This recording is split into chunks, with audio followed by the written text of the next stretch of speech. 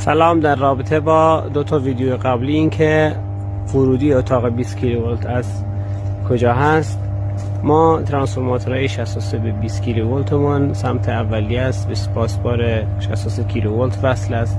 حالا این متفاوته، در بعضی جاها میبینی به پاسبار وصل نیست. و سمت خروجی ما که 20 کیلوولت هست، از طریق کانال کابل به این صورت به سمت اتاق 20 کیلوولت حرکت میکنه و اونجا به زیر این کامیکا وصل میشه.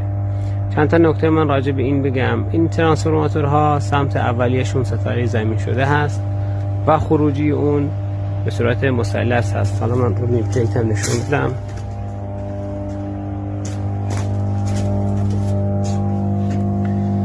اینجا ما نیم پلیت این ترانس رو داریم که ویکتور گروپ ما YND11 است، یعنی سمت اولیه از ستاره زمین شده به سمت ثانویه اون مثلث هست با گروه برداری 11.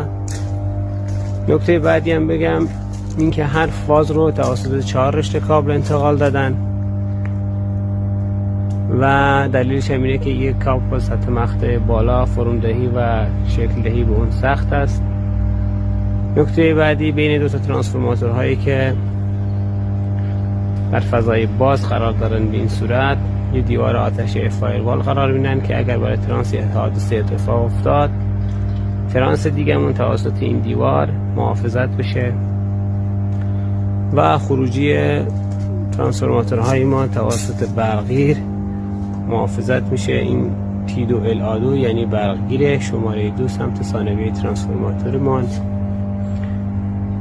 اگه نکته راجع به این کابل ها و کانال کابل و خروجی ترانسفورماتور داشتید، میتونم در حد توان کمک کنم.